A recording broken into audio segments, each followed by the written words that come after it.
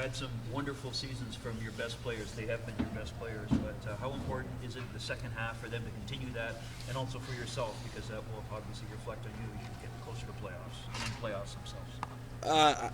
I think you nailed it there, Lance. Our top guys throughout the year, they've kind of rotated amongst stepping up at different times when we've needed them to, especially early on, and it's all credit to them. I think that's why they're considered amongst the best players in the world and in our league. That's what you're really looking for. Of late, it's been Mitch. Boston's been excellent the whole year. John and William have had their moments where they've stepped up and been huge for the team when we've needed it. So, and Morgan, he kind of goes a little bit underneath the radar on that, but throughout the season he's been as solid as you could ask, right? So that's really been a real positive thing for us, and obviously Jack Campbell's played at an all-star level, and so that's been it's been excellent. And now we're just continuing to try to get further development from the rest of the group and get the most out of them, while continuing to help push our top players to step up and roll.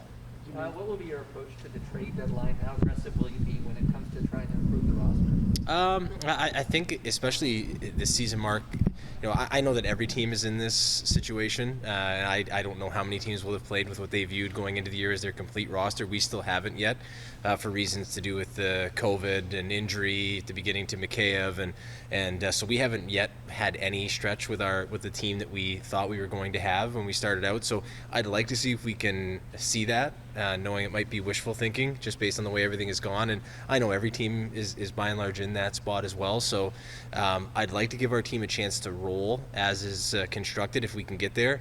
And then if not, I think we'll have to take as much of the information as we have and use that to dictate what we want to do with the team. Of course, there's always the group is playing at well above 700 right now in terms of their winning percentage.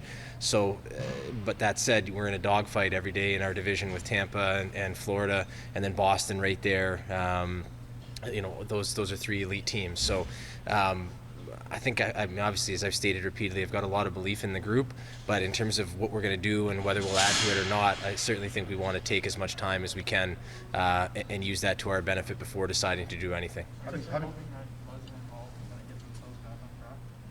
I think, well, Muzz has been sidelined here for an injury for, I think it's 3 weeks now or over the 3-week mark. I think of a lot of our players have had ups and downs throughout the year, and going back to last season, Justin Hall, I think certainly he would be the first to tell you, maybe for the first stretch of the year has not been playing to the level that he wanted to. And then really since we came back from the Christmas break, I thought he's been one of our most consistent players. He just goes out, plays, does his thing, performs as you would expect him to. So it's nice when the players are always at their best every single game, but I personally learn more from how they handle it when things aren't going well. And I think in Justin's case in particular, you're around him enough, right? You see his personality and what he's about. You kind of think he's someone that's going to be able to handle that. It's a lot different going through it here than perhaps some other places where there's a lot more interest and a lot more said about it. But for me, that's been one of the personal highlights of the year, has been seeing the way that it's not the biggest story or the flashiest story, but when someone like that can go through a bit of a struggle and then come through it and regain their form, it's certainly indicative of the type of person he is, but the type of player that he is as well. Kyle, understanding that you want to see the full roster and how it can compete in the coming weeks or days, whatever you want to call it. Everyone expects that you're going to try to add something by March 21st. How do you get past the challenge of the cap that you've got sitting in front of you if you want to do that? Again, I think that we have some cap space now, which is nice. We have a number of different things, Terry, that sort of go into an injury. So I'd love to be able to sit right now and say this is the one thing we're going to specifically need. But because the cap space, not just for us, but for most of the teams in our position is limited, when you go out and acquire somebody, you're probably done at that point. And so you usually, as we all know, like my preference is always to acquire players with term and with as much time as possible. So when we did the Muzzin deal in 2019 and then the Campbell-Clifford one in 2020, I thought that's my preference. Since that time in the past 2 years, being able to execute that way is just, with the flat cap and with the way that our team is constructed, has proven to be difficult. And so for us, I want to take as much time as we possibly have to find out what exactly it is we need. I know I have my opinions, and they change all the time. I'm sure everyone here has them as well, and teams around the league probably have their opinions of us when they look at it.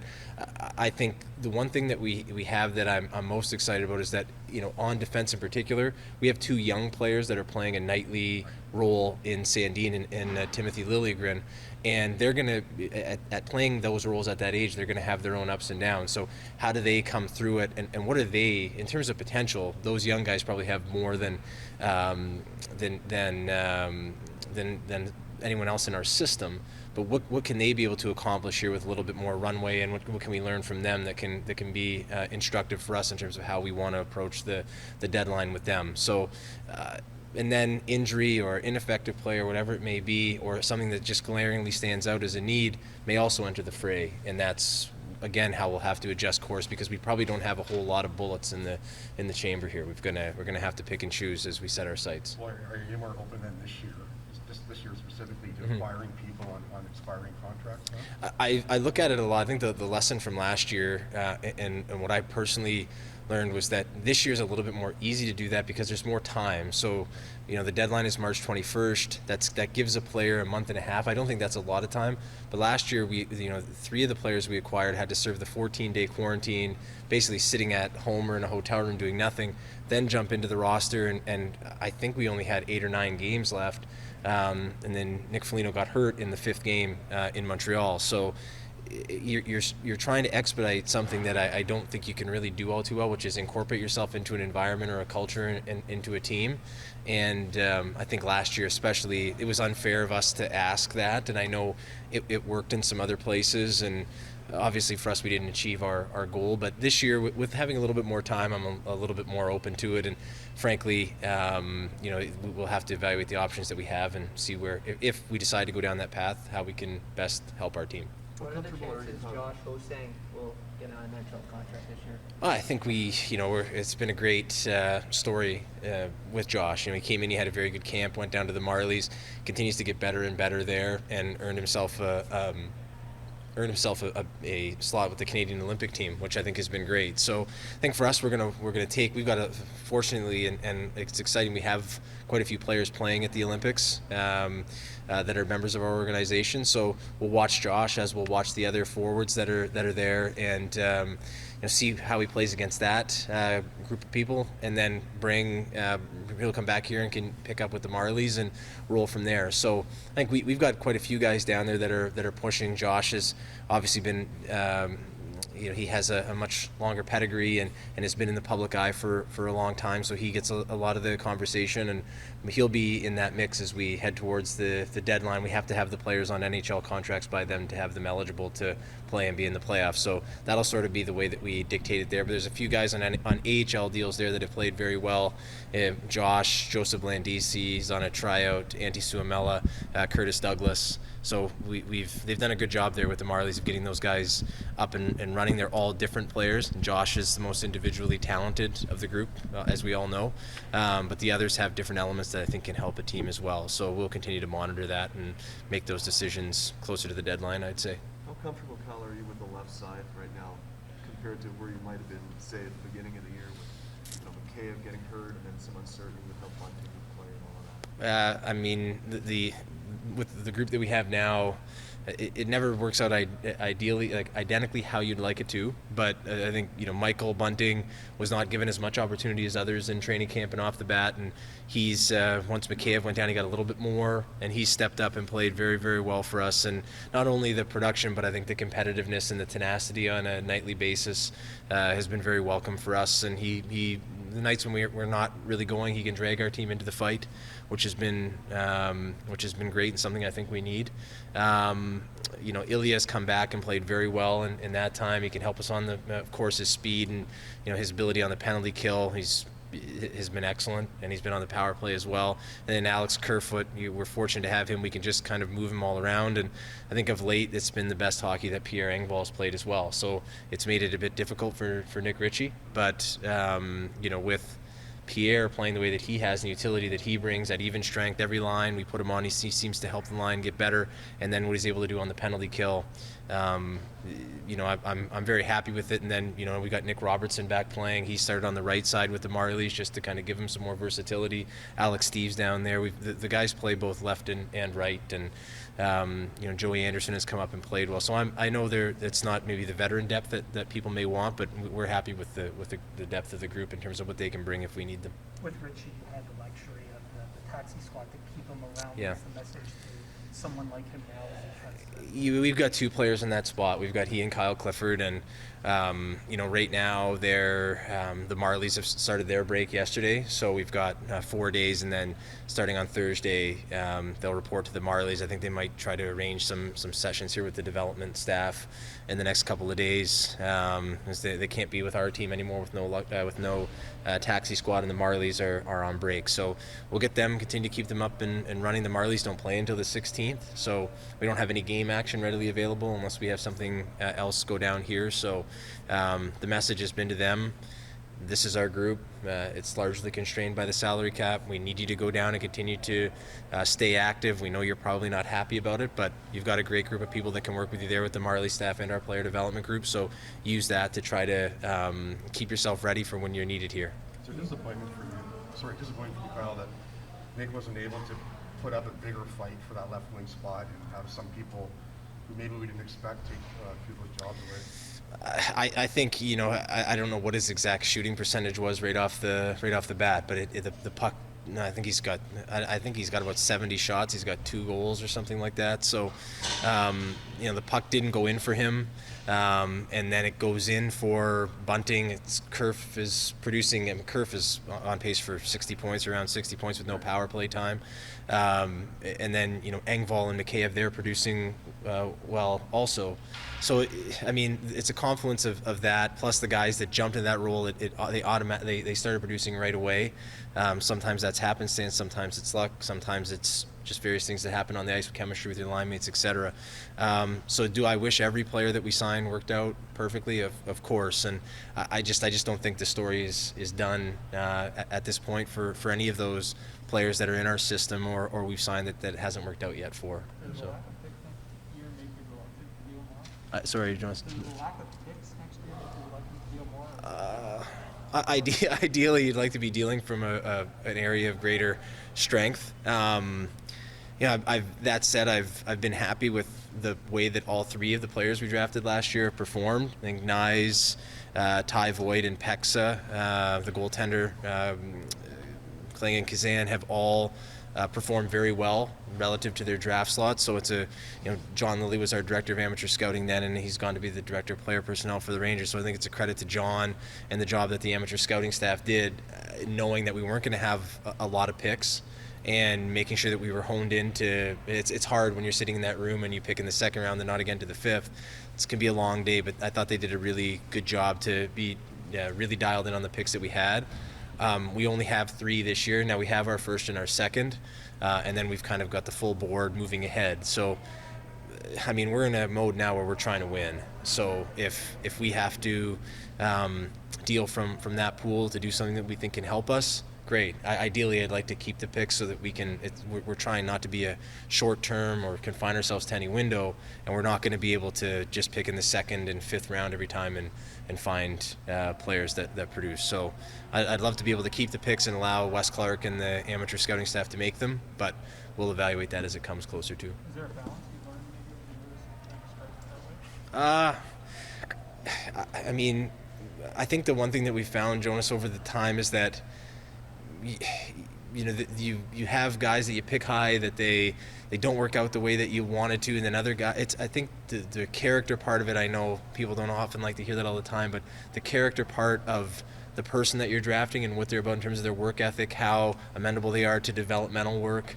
I think one of the advantages we have here is that the developmental staff, now led by Haley, and their ability to push the players and get the most out of them, and it's one of the things that we're most proud of. And so those players can come from anywhere. Like this year we've had Christian Rubens, who we signed to an ECHL deal out of Medicine Hat, come and play on the roster, and you've got Curtis Douglas, who has played in Denmark and then a little bit in Belleville last year, and he kind of pushes his way up. And if you find people that are really focused and want to get the most out of their work with the development group, it can be that can make up for a lack of picks, but it's tough to rely on that all the time. Why do you think wasn't as consistent prior to this injury this season? I just think sometimes that's the way she goes, Mark.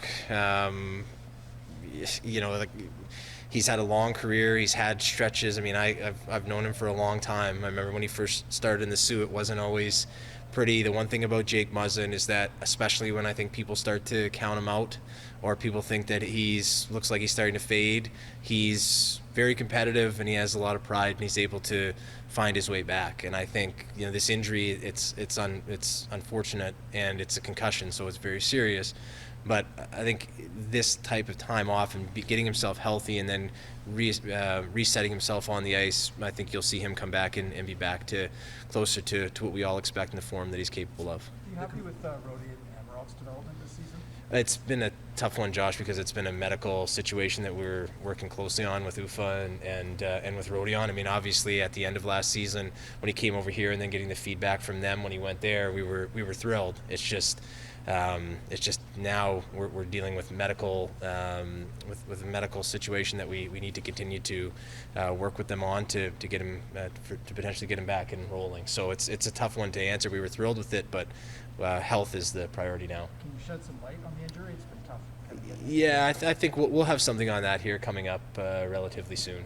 Have you found any reluctance from some of your European prospects to come over to the Marlies at all? I think the one thing that we found of late more than I can remember dealing with, especially since COVID has taken hold and the pandemic has taken hold, is that it just seems that there's more certainty about those leagues playing. I know the KHL has been in the news the last couple of days about them going right to their playoffs or something like that, but I think those leagues have played, and especially last year with the American League and the way that it was, I think they did a great job with Scott Housen and Dave Andrews to get it up and running for a limited number of games. But I just think they've had more confidence in the fact that they're actually going to play there. The thing that I found that doesn't give me any reluctance at all towards it is that those clubs over there have been very open and working with our staff. So if you take Karpat as an example, or Pelicans in Finland, like they've been wide open. Like we've got our staff going over there for the first time. They left today, and they'll spend a lot of time with those staffs. And I find they're very open to learning various different things and wanting to help as well. So whether they're here with the Marlies or with the Growlers or with their club team in wherever in Europe, I think we have to be the ones to adapt and not force everyone just to come here and work with them as they're comfortable. The commissioner floated the idea the other day that Canadian teams maybe have approached them about moving games. Is that in any way involved the Leafs as far as you know? I think, Lance, like this is home, and for better or worse, this is home for us. So now it's a little tough. You're going into we're going on the road. We're playing. There are no restrictions anywhere in the U.S. We're going to go to Calgary and Vancouver. They're allowed 50%. It's a little tough, I think, to come home. Like tomorrow, we're gonna play. This week we play Carolina. Next week we play Pittsburgh and St. Louis. Those should be jam-packed games in Toronto. But they have they're following the direction of the health authorities, and there's nothing I can say today that will sway that, and it'll just get me in trouble. So I'll avoid that and just simply say that this is home for us. So it's tough to ask our players and their families to pick up and move, or for our players to move away from their families when their kids are in school. So we'll get through this next stretch of 3 games. We'll look forward to having 50% back and then 100 down the stretch and into the playoffs, which is a lot of fun for us because, as you know, we didn't have any last year. Is there anything you learned about the core of your team this year that maybe you didn't know about years past? The thing I've learned, David, is that the beginning of the year wasn't easy for us, as everybody knows. Like it was, we struggled, and we started off well, and in the first whatever we were 2-1-1, and then we played San Jose. We went on that road trip, and it was ugly. I think you learn so much about the people you're with when things are really difficult. We came off a disappointing playoff series last year where that wasn't the expectation at all, especially when you're up, and then you start the season this year and all the history from that, plus the way that the season is going so far, and the negativity that starts to swirl, it'd be easy for the guys to pack it in or think it's not going to work. And not only did they find a way to stabilize themselves, but they used that to to get everything back on tracks and then roll through November. And then anytime I've found that we've had any sort of rough water, be it a couple weeks ago in New York after that wasn't obviously a very good performance. The team goes on Saturday night into the island and shuts it down and plays a great game, and then is able to come into the break winning 5 in a row. So the thing I've learned about the group, particularly the leaders of it, is that they know that we have to make big strides, and they know that we have to start to reach our potential, but they also value the process that they go through and the opportunity that each challenge brings. And I think you build a certain confidence about yourself when you go through things that are really difficult and you're able to go through them. You lean into them and you come out the other side. And we haven't done that yet at the ultimate stage that we want to do it on, but you can't build on those experiences unless you start in the regular season and go through those types of challenges. So that's what I've learned about our group so far that makes me most excited about them as a group and as individual players.